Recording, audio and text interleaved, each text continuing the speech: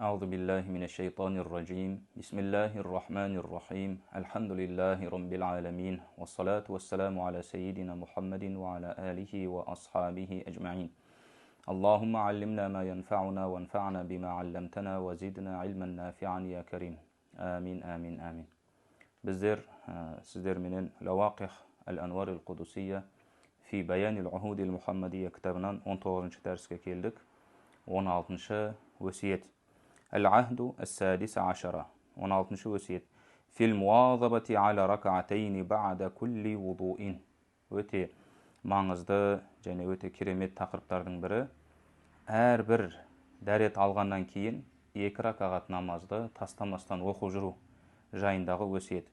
أخذ علينا العهد العام من رسول الله صلى الله عليه وسلم أن نواظب على الركعتين بعد كل وضوء. Алла елшісі саллаллаху алейхи уассаламнан бізге серт алынды. Алла елшісі саллаллаху алейхи уассалам бізден серт алды. Не нәрсеге? Әрбір дәрет алғаннан кейін 2 ракағат намазды тастамай оқып жүруге. Бірақ та бұның шарты бар, қараңыздар. Бишарти алла нухаддиса фихима нафсана бишайин мин умури дуния. Сол 2 ракағат намаз оқып жатқан кезде жүрегіміз дүниемен машғұл болмау керек. Яғни жүрегіміз дүниеде болмау керек осы 2 ракағат намаз оқып жатқан кезде. Ау бишайин ма лам юшра лана фи салати. Және немесе сол намазда орындауға болмайтын нәрселермен ойымыз машғұл болмау керекпіз. Ол нәрсемен алаңдап тұрмау керек. Өзіміз намаздамыз, бірақ ойымыздың барлығы жаңағы жұмыста, дүниеде болмау керек. ويحتاج من يريد العمل بهذا العهد إلى شيخ يسلك به حتى يقطع عنه الخواطر المشغلة أو حتى يقطع عنه الخواطر المشغلة عن خطاب الله تعالى. және осы өсиетке амал еткісі келетін адам, бұл жердегі осы нәрсеге амал еткісі келетін адам, қандай нәрсені? Яғни намазда басқа нәрсені, дүниені ойламай тұрып, тек қана намазға деген шынайы ықыласпен, хушуқпен намазда тұрғысы келетін адам, бұл ұстазға мұқтаж, шейхқа мұқтаж. Оның бойынан осы дүниеге деген уайымдарды, дүниеге деген қайғыларды кетіріп тастап, құлшылықта тек қана Раббысымен болу үшін осындай деңгейге жеткізетін ұстазға мұқтаж деп отыр. Неге? Әлбетте, өйткені біріншіден шәкірт қазір осы хадисті түсінген кезде, осы нені хадистерді оқыған кезде, немесе осы өсиетті тыңдаған кезде бірден ойлап қалады. Мүлдем дүниелік істердің ешқайсысын орындауға болмайды. Жоқ, мына жерде тіпті дүниелік істі ойлауға болмайды деген күннің өзінде де мына жерде қазір ажыратып береді. Сол үшін біз біріншіден оның қай нәрсенің дүниелік іс, қай нәрсенің ақыреттік іс деген нәрсенің өзін білмегендіктен біз ұстазға мұқтажбыз. Екіншіден, осы дүниелік істердің өзін қалайша біз өзіміздің ойымыздан кетіреміз, оған да біз ұстазға мұқтажбыз ғой. وَعَلَمْ أَنَّ حَدِيثَ النَّفْسِ الْمَذْمُومِ لَيْسَ هُوَ رُؤْيَةُ الْقَلْبِ لِشَيْءٍ مِنَ الْأَكْوَانِ كَمَا تَوَهَّمَهُ بَعْضُهُمْ. Және өте маңызды нәрселерін біреуін айтып отыр. Білгің дейді. Бұл жерде дұрыс емес, мәзмум болған, датталған ойлар, бұл адам өзінің жүрегіменен бір әлемдегі болып жатқан бір нәрселерді ойлау емес дейді. Оны кейбір адамдар өстіп қателесіп түсініп қалғандай, бұл әлемде болып жатқан, дүниеде болып жатқан кейбір нәрселерді жүрегінен алып тастау емес дейді. فَإِنَّهُ لَيْسَ فِي قُدْرَةِ الْعَبْدِ. Өйткені ондай нәрсе пенденің шамасынан тыс деп жатыр. Өйткені сіз мысалға дәрет алып келдіңіз, сіз қазір өзіңіздің үйіңізде тұрғаныңызды, немесе намаздың үстінде тұрғаныңызды, қай жерде тұрғаныңызды, оның барлық ойыңызда тұрады, сіз оны алып тастай алмайсыз ойыңыздан. Бұл нәрсе емес деп отыр бұл жердегі мақсат. أن يغمض عين قلبه عن شهود أنه في مكان قريب أو بعيد. Яғни қараңыз, ол өзінің жүрегін өзі қай жерде тұрғанын, алыс жерде, жақын жерде, үйде тұрма, мешітте тұрма, қай жерде тұрған ол өзінің жүрегінен алып тастай алмайды. Мин бустанин ау жамиин ау гайри залика. Бақшада тұрып оқып жатыр ма намазды, немесе мешітте тұрып оқып жатыр ма, ондай нәрселер жүрегінен алып тастай алмайды. Фаинна фи хадифи сахихайни. Өйткені, енді бір адам сұрауы мүмкін ғой. Бұл жердегі мақсат бұл емес дегенге қандай дәлелің бар деп сұрауы мүмкін. Соған айтып жатыр. Өйткені Алла елшісінен келген сахих хадисте мына бір хадис келген. Аннаху саллаллаху алейхи ва саллам қала: "Раайтул жанната ван нара фи мақами хада." намазын үстінде тұрып, осы намазда тұрған жерімде мен жәннат пен дозақты көрдім деген. Яғни Алла елшісі өзінің қай жерде тұрғанын не істеп тұр? Ескеріп тұр. Намазын үстінде тұрып, қай жерде тұрғанын ойлап тұр, оны біліп тұр. Бұл нәрсені адам өзінің ойынан шығара алмайды деп жатыр. وَكَانَ ذَلِكَ فِي صَلَاةِ الْكُسُوفِ. Яғни жаңа Алла елшісінің жаңағы айтқан сөзі бұл кусуф намазында болған болатын. فَلَوْ كَانَ ذَلِكَ يَقْدَحُ فِي كَمَالِ الصَّلَاةِ. Енді адам өзінің қай жерде тұрғанын, яғни ол Алла елшісі саллаллаху алейхи уассалам кусуф намазында тұрғанын біліп тұр. Енді осы қай жерде тұрғанын, қай намазда тұрғанын, немесе не істеп тұрғанын біліп тұру адамның намазының кемел болуына зиян тигізетін болса, лама вақа алаху саллаллаху алейхи уассалам залика, Алла елшісіне бұндай нәрсе болмас еді де. Өйткені ең кемел намаз ол Алла елшісінің саллаллаху алейхи уассалам намазы. Егер осындай намазда тұрып адам өзінің қай жерде тұрғанын ойлау, қай жерде тұрғанын ойлау емес, тіпті біліп тұру намазға кемшілік тигізетін болса, онда Алла елшісіне бұл нәрсе орын алмау керек еді. وحمل بعضهم ما وقع له صلى الله عليه وسلم على قصد التشريع لأمته بعيد. Енді қараңыз, кейбір адамдар жаңағы ойды айтатындар. Жоқ, мүлдем ақырет, дүниені мүлдем жүрегіне шығарып тастау керек. Тіпті қай жерде тұрғанын да ұмыту керек. Намазда тұрған кезде ол өзін тек қана Алланың алдында тұрғанда елестету керек деп айтатын адамдар, мына хадисті бұған басқаша мағына берген. Яғни жаңағы Алла елшісі фи мақоми хада деді ғой, мен осы орнымда тұрып жәннат пен дозақты көрдім деді. Яғни қай жерде тұрғанын Алла елшісі не істеп жатыр? Яғни тіпті тұрған орнын жоғалтып қойып жатқан жоқ. Жаңа айтқанымыздай, бүкіл өзінің тұрған жерін барлығын жоғалтып, ол Алланың алдында тұрғандай халде болу керек дейтін болсақ, мына хадисіміз оған қайшы болып жатыр? Осы хадисті бұлар не істеген? Осылайша мынандай мағынамен түсіндірген. Бұл дегеніміз Алла елшісі саллаллаху алейхи уассалам аля қости тәшри, яғни үмметіне білдіру үшін, бұл нәрсенің болатындығын білдіру үшін деп айтты деген мағына, бұл өте алыс мағына деп отыр. Бұл мағына бұл жерге келмейді. Өйткені Алла елшісі саллаллаху алейхи уассалам анық мағынасы намаз оқып тұр, және намазда қай жерде тұрғанын біліп тұр. Сондықтан бүкіл дүниені жүрегіне шығарып тастай алмайды адам баласы намазда. Бірақ мәзмум, датталған нәрселер бар, оны шығару керек, және датталмаған нәрселер бар, адамның еркінен тыс, ол нәрсеге адам жауапты емес. Және ол нәрсе намазға тіпті зиян да бермейді. وَأَمَّا مَا نُقِلَ عَنْ عُمَرِ بْنِ الْخَطَّابِ رَضِيَ اللَّهُ عَنْهُ مِنْ تَجْهِيزِهِ الْجُيُوشَ فِي الصَّلَاةِ فَذَلِكَ لِكَمَالِهِ. Қараңыз, өте маңызды нәрсені айтып жатыр. Ендігі бір мәселе бар. Ең кемел намаздар ол Алла елшісінің саллаллаху алейхи уассалам намаздары. Одан кейін кімнің намаздары? Ол Алла елшісінің саллаллаху алейхи уассалам сахабаларының намазы. Әсіресе солардың ішіндегі, сахабалардың ішіндегі ең дәрежесі, мәртебелі сахабалардың намаздары. Ал енді солардың бірі Омар ибн ал-Хаттаб радиаллаху анху. Ол кісі бір кезде намазда тұрып не істейді? Әскерді джихадқа дайындайды, намаздың үстінде тұрып. Яғни ол сондай бір Омар радиаллаху анхудың бойында орын алған бір не болады? Кереметтердің бірі болады да. Яғни ол намазда тұрып әскерді қалай дайындайтындығын ойлап тұрды. Қазір мынау нелерді, әскерді джихадқа мен былай дайындаймын, мына флангты былай жасаймын, мына флангты былай жасаймын деген сияқты соғыстың, джихадтың нелерін ойластырып жатыр намаздың үстінде тұрып. Енді бір адамдар айтуы мүмкін, намаздың үстінде тұрып дүниелік ойды ойлайтын болса, онда Омар ойлау, және бұл намазға зиян тигізетін болса, кедергі тигізетін болса, намаздың сауабын түсіретін болса, онда Омар радиаллаху намазы не болды деген сұрақ қою мүмкін да. Өйткені бұл кісі ашық неде тұрып, намазда тұрып, дүниесімен айналысып жатыр. Сол кезде айтып отыр, жоқ, олай емес дейді. Фәзәлика ликамалихи радиаллаху анху. Бұл Омар радиаллаху кемелдігі үшін болып жатқан нәрсе дейді. Не үшін? Лиәннәл куммәлә, өйткені кемел адамдар ла яшғалухум аниллахи шағилун. Кемел адамдарды Алла тағаладан ешбір нәрсе естеп қоймайды, машғұл етіп қоймайды. Яғни ол бойына қандай жағдай келмесін, ол үнемі Раббысын ойлап жүреді ол адамда, кемел адамдар. Ма'a анна залика, яғни бұл Омар радиаллаху анху намазда тұрып, соғыстағы әскерлердің саптарын реттеп тұруы, ма'a анна залика кана фи мардатиллахи азза ва джалла интаха. Бұл Алла тағаланы разы қылатын іспен машғұл болып жатыр. Әшейін бір дүниелік іспен емес те. Қазір не жеймін, қазір қайда барам, қай жерге барып шаруамды бітірем, қазір қанша айлық алам деген нәрсені ойлап тұрған жоқ ол кісі. Алла разы болатын ең ұлы құлшылықтардың бірі джихадты ойлап жатыр да. Яғни құлшылықта тұрып бір құлшылықты ойлап жатыр да. Намаз құлшылығында тұрып жихад құлшылығын, әскерді ойластырып жатыр. Сол себепті бұл Омар радиаллаху анхудан кемелділігі үшін орын алып жатыр дейді. Сондықтан бұл ешқандай зиян тигізбейді. Міне осылайша біз не істейміз? Ара жігін ажыратамыз. Намазда тұрып қандай нәрсе, қандай ойлар намазға кедергі болады, қандай ойлар намазға кедергі болмайтын. Сол себепті айтып жатыр, қараңыз.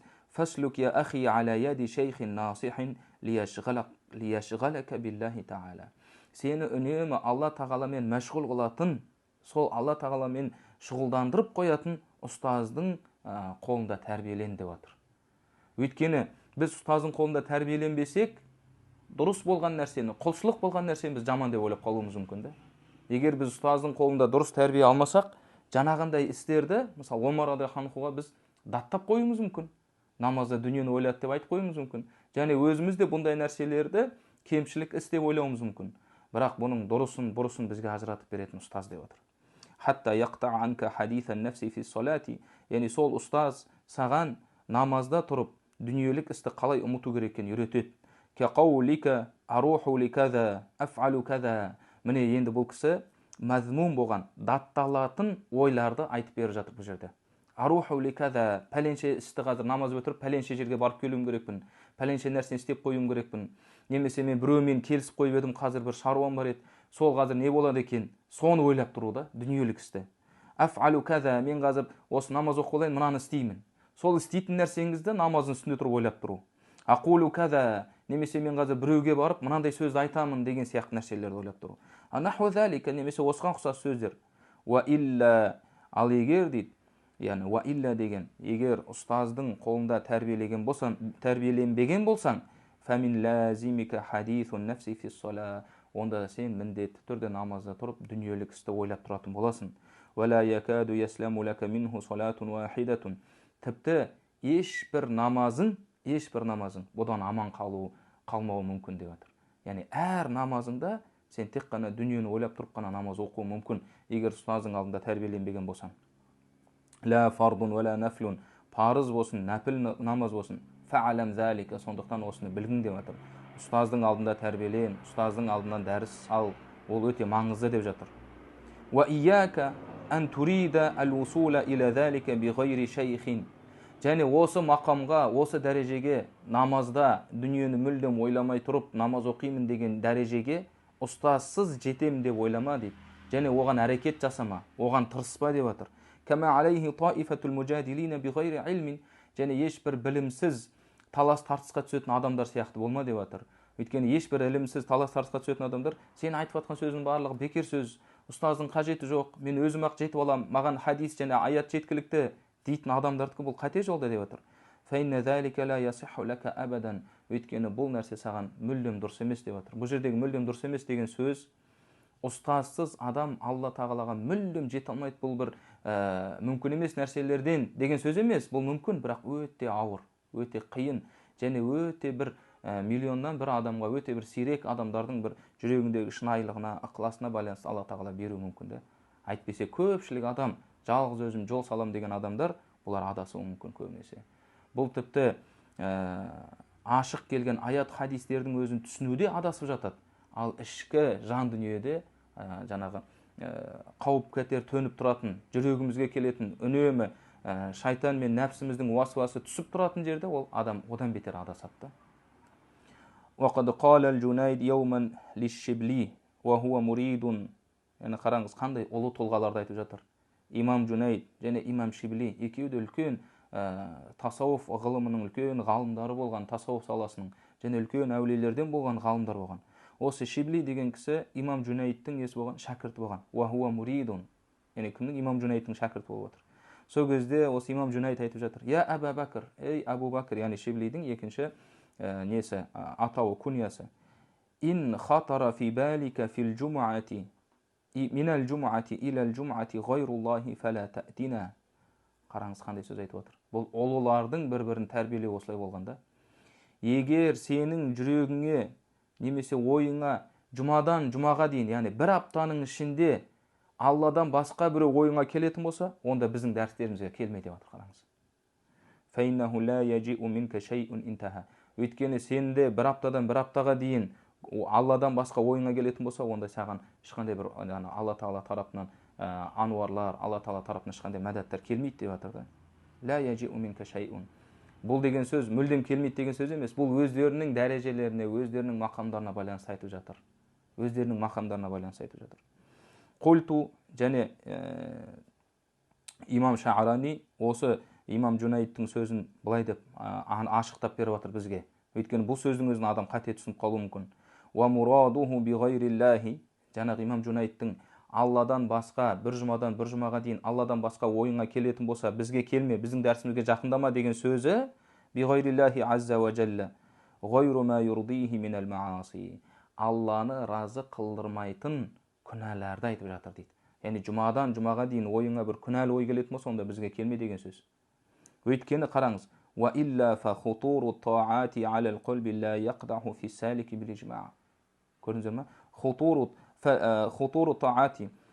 Адам баласы құлшылықта тұрған кезде, яғни хутуру таа деген нәрсе құлшылықта.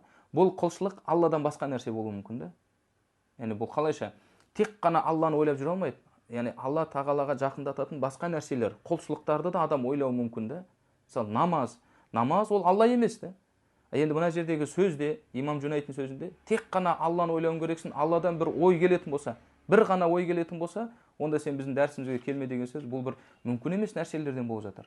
Демек, бұл жердегі мағынасы, мақсаты бұл күнәлі іс деп жатыр да ойыңа. Өйткені хутуру таати алал qalbi la yaqdahu fi saliki bil ijma'. Ешбір ғалым жоқ, адамның ойына бір құлшылық келетін болса, ол жаңағындай адамға бір дәрежесін төмендетеді, және бір әулие адамға бір зиян тигізеді деген сөзді ешбір адам айтпаған, ешбір ғалым айтпаған. Сондықтан Алладан басқа дегендегі мақсат күнәлі іс деп отыр. Валлаху а'лам, валлаху яхди ман яшау иля сирати мустақим. Яғни дұрысын Алла білуші, және Алла Тағала қалаған адам дұрыс жолға салады.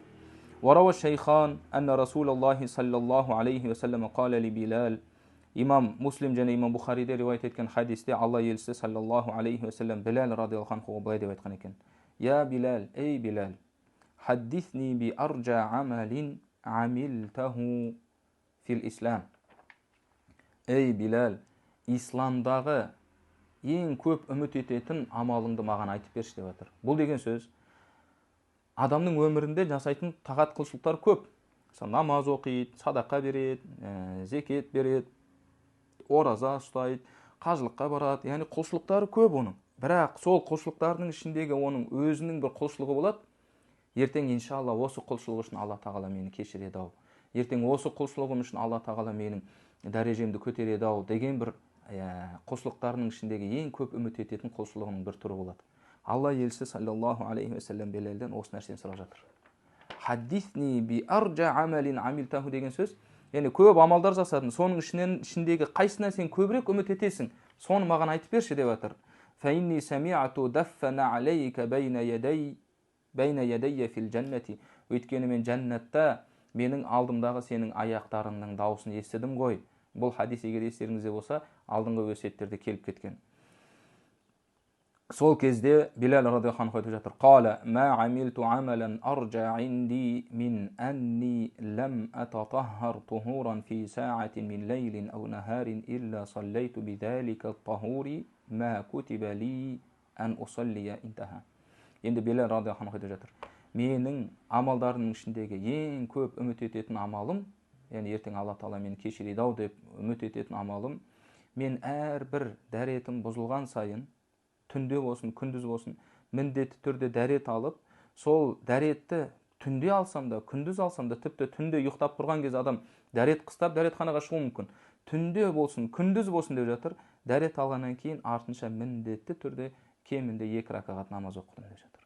Және Алла елшісі саллаллаху алейхи вассалам алдыңғы өсиетті айтып кеттік. Бұл мәселелерді Билал радиаллаху анхуға сенің осы жәннаттағы аяғыңның дауысын есту себебім осы болды деп жатыр. Яғни ең ұлы құлшылықтарының бірі осы деп жатыр. Ваддаффу немесе аддуф, мына жерде дуф деп жазыпты. Бидаммиддал хуа саутун нали халал маши. Яғни бұл жердегі хадисте дуф деген сөзді түсіндіріп беріп жатыр. Жүрген кездегі аяқ киімнің дауысының шығуы. Уәл мағна, және бұл жердегі мағына алдыңғы өсиетте де бұдан алдыңғы өсиеттерде айтып кеткен. Әнни раайтука мутриқан бейна ядей кәл мутрикина бейна ядейл мулуки уәл умара. Яғни басшылардың, сұлтандардың алдында адамдар қалайынан иіліп тұрады, дәл сол сияқты сенің менің алдымда жәннатта тұрғаныңды көрдім деп отыр. Кама марра фи ахдил муазабати алал вуду ва ин ихталафа лафзул вақиа.